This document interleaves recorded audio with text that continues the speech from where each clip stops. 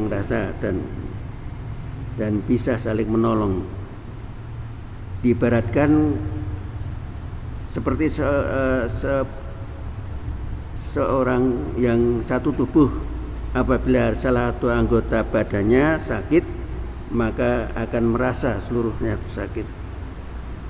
Dalam satu hadis menyebutkan bahwa ada 7 mustika kehidupan,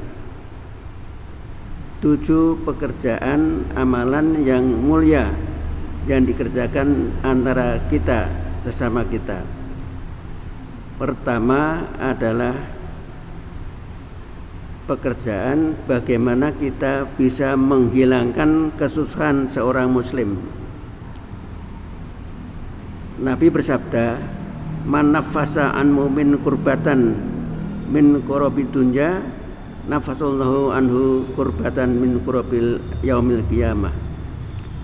Barang siapa yang menghilangkan kesusahan seorang mukmin atau seorang muslim di dunia ini, maka Allah akan menghilangkan kesusahannya besok di hari kiamat. Hadis Bukhari Muslim.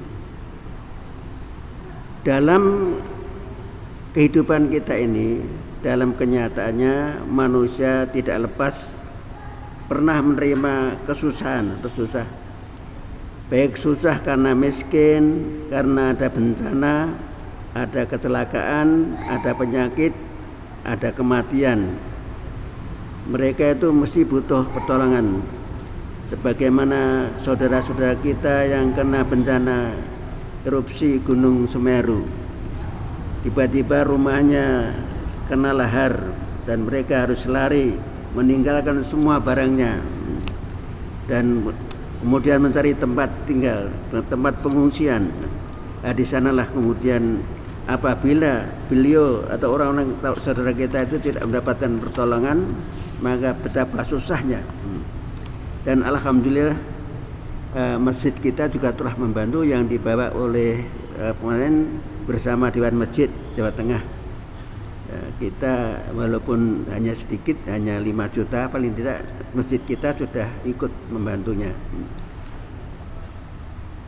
Dan memang kita selalu juga di samping membantu itu juga kita mendoakan, karena tidak cukup kita bantu konsumsinya, tapi nanti adalah tempat tinggalnya, pendidikannya dan sebagainya.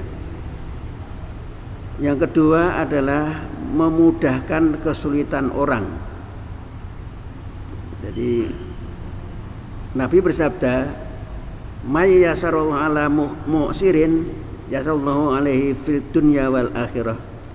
Barang siapa yang memudahkan kesukaran atau kesulitan orang lain, maka Allah akan memudahkan kepada orang yang memudahkan tadi di dunia maupun di akhirat.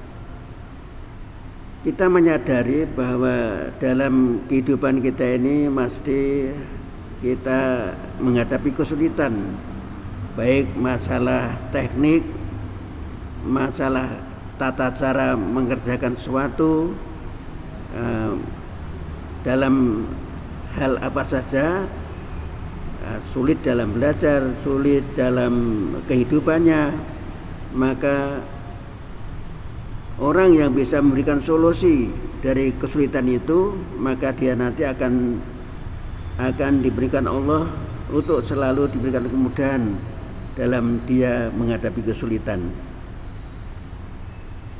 Kemudian mustika yang ketiga adalah menutupi cacat orang lain.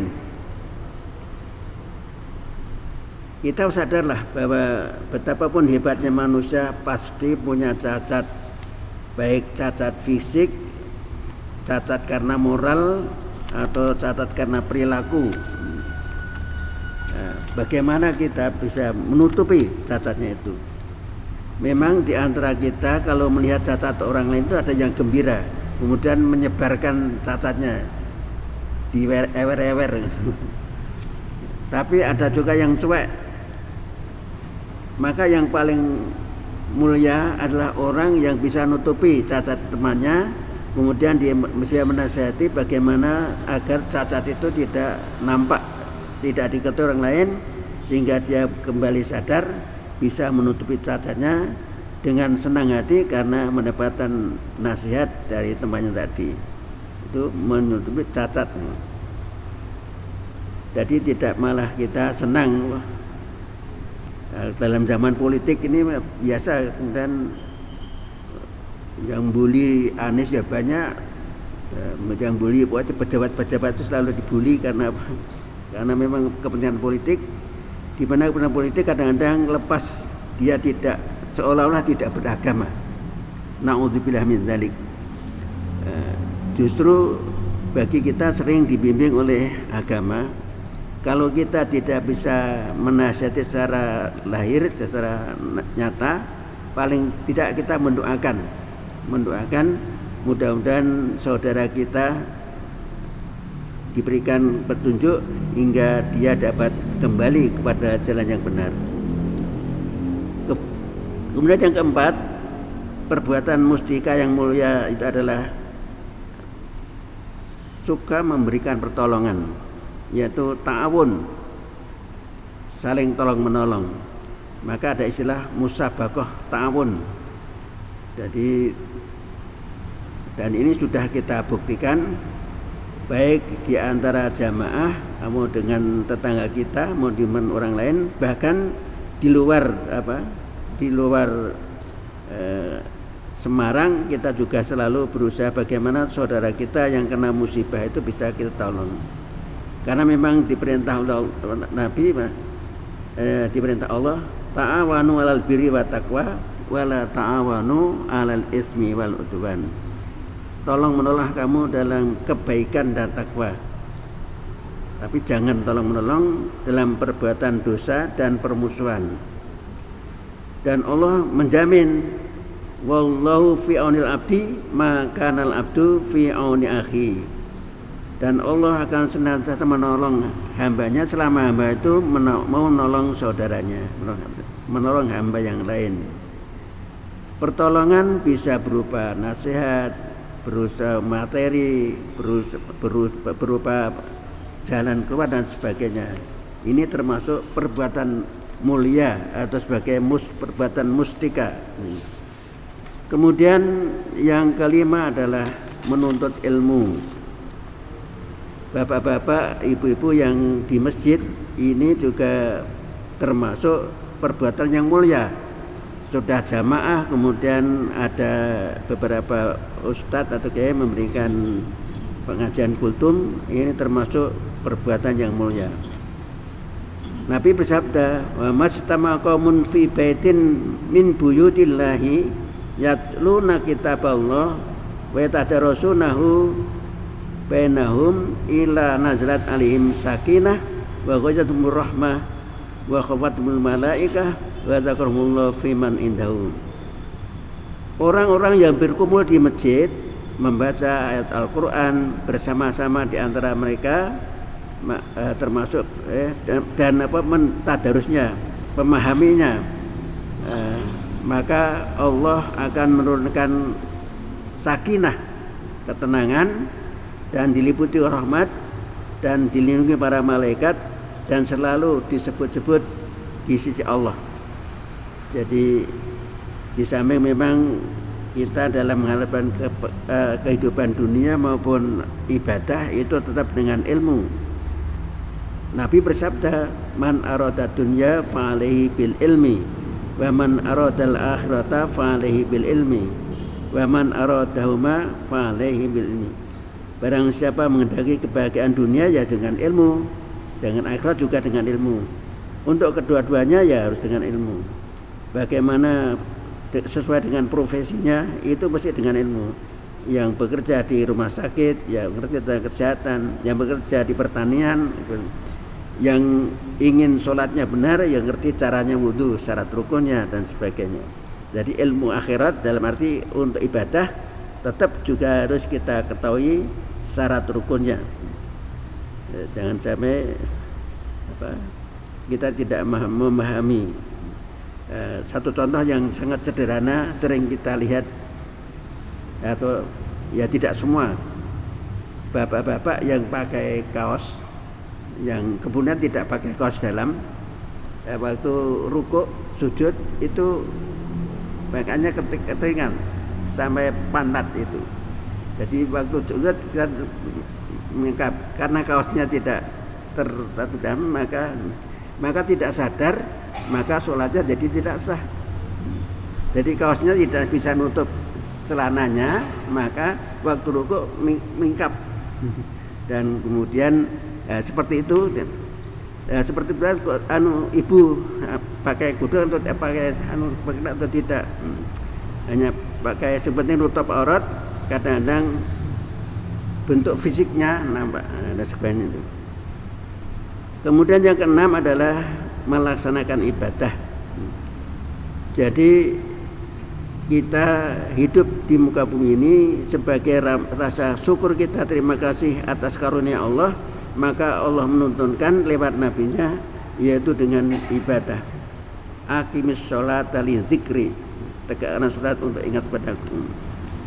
Jadi ibadah ini memang perbuatan mulia, maka sungguh kita sangat ngeri kalau dikatakan besok ada yang ditanya, apa sebab kamu masuk neraka? Masalah kaum musakor. Jawabnya lam nakum minal musallin, kami tidak sholat waktu hidup. Dan barang siapa yang menjaga sholatnya, maka Allah akan bahkan lahu nuron wa burhanan. Jadi besok orang yang sholat itu akan selalu mendapat nur dan sinar dan keselamatan. Sebagaimana pernah kami sampaikan, sinar itu nampak di atas adik-adik dan bekas-bekas wudhu kita. Sehingga waktu Nabi ditanya, bagaimana ya Rasulullah untuk mengetahui umat panjenengan? Gampang, umat saya itu ada hidupnya wudhu. Besok bekas-bekas wudhunya itu akan bersinar. Jadi akan membedakan umat lain. Karena itu kita dalam suatu asbihul wudhu, usahakan untuk senantiasa wudhu yang sempurna. Sampai-sampai sering saya katakan, jangan lupa menyela-nyelai jari. Bedanya ghusala, kalau basuh muka ya ghusala, basuh kaki ya ghusala, tidak nyirami. Karena itu hati-hati orang yang wudhu dengan pancuran itu betul-betul harus kita basuh, bukan kita tidak hanya sekedar kena air. Nah, itu nanti dijamin itu burhanan wa nuron wa najatan.